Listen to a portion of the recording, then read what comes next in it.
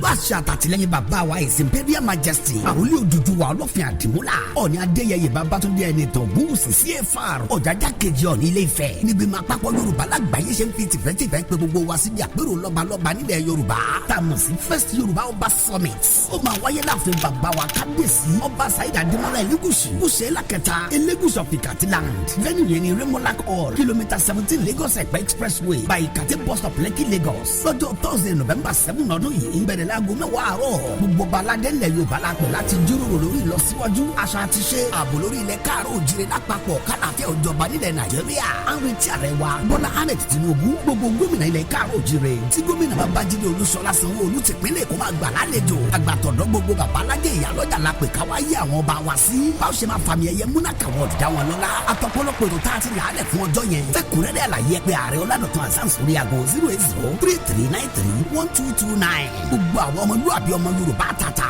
àwùjọ ṣe ni o.